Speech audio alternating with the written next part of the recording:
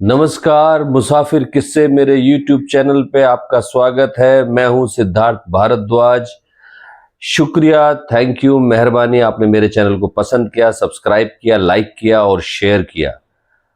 आज मैं आपको कहानी सुनाने जा रहा हूं शेख चिल्ली की। शेख चिल्ली तो जैसा आप समझते हैं कि जो बड़ी बड़ी हाँकता है, बिना बात के बात बना देता है, उसे शेख चिल्ली कहा जाता है। एक गांव में दो नौजवान रहते थे जिन्हें सब लोग शेख चिल्ली कहते थे। बहुत बड़ी बड़ी हाँकते थे।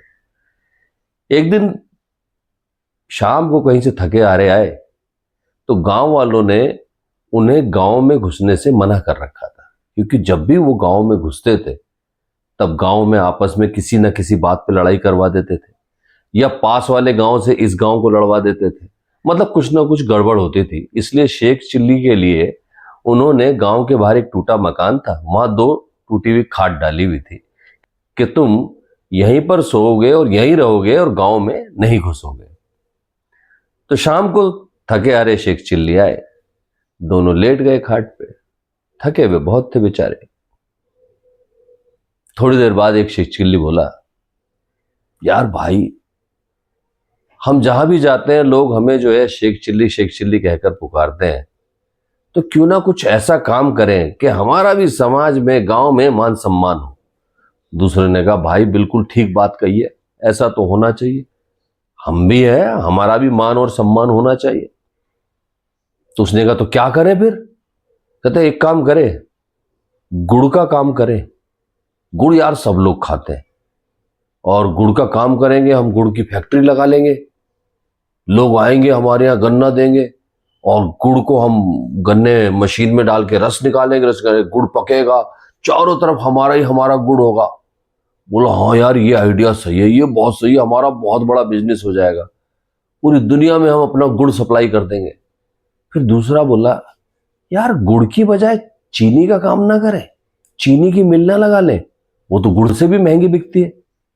उसने कहा, यार ये आइडिया सही है, चीनी की मिल लगाते हैं भाई। तो उसने कहा, ठीक है, और भाई चीनी की मिल के लिए गन्ने की जरूरत होती है, वो कहां से आएगा? तो एक ने मुंह उठाया, देखा चारों तरफ गांव की जमीन थी, वहां खेती खेती गन्ने के खेत थे। बोला, ये सारे हमारे खेत, यहां पर गन्ना बोएंगे और यहां से हमारी मिल में गन्ना जाएगा। बोला, भाई लो, गन्ने का भी इंतजाम हो गया। तो अब भाई एक काम और रह गया।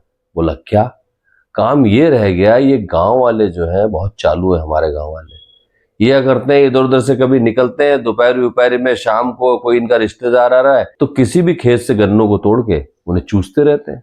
कोई भी बच्चा आता है, गन्ने तोड़ के ले जाता है खेतों में से। कहता है, ये बात तो सही है, ऐसे तो हमारा बहुत नुकसान हो जाएगा, ये तो हमारे खेत के गन्ने सारे तोड़ के ले जाएंगे। कहता, फिर क्या करें? कहता है, एक काम करते हैं, सबसे पहले इन गांव वालों का इंतजाम करते हैं। तो कहता, क्या करें? कहता, पूरे गांव में आग लगा देते हैं, ना ये गांव वाले रहेंगे ना हमारा गन्ना उखाड़ेंगे। कहता, भाई ये बात ठीक है।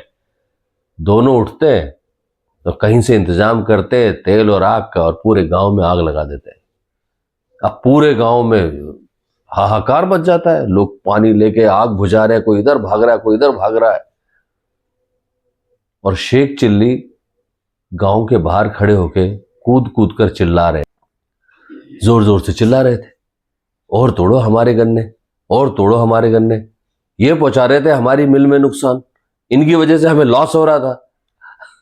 तो मोरल ऑफ द स्टोरी ये है कि जीवन में शेख चिल्ली नहीं बनना चाहिए। सोचना चाहिए बड़ा, लेकिन उसकी शुरुआत कर्म से करनी चाहिए। पहले 1 सीढ़ी, 2 सीढ़ी, 3 सीढ़ी, 4 सीढ़ी, ऐसे नहीं जैसे शेख चिल्ली ने किया कि सीधे चीनी की मिल ही लगा दी। थैंक यू सो मच, बहुत बहुत शुक्रिया। मेरे चैनल को सब्सक्राइब करें, शेयर करें और लाइक करें, कमेंट जरूर करें, ताकि मैं उन कहानियों को कह सकूं जो आपको अच्छी लगे। शुक्रिया।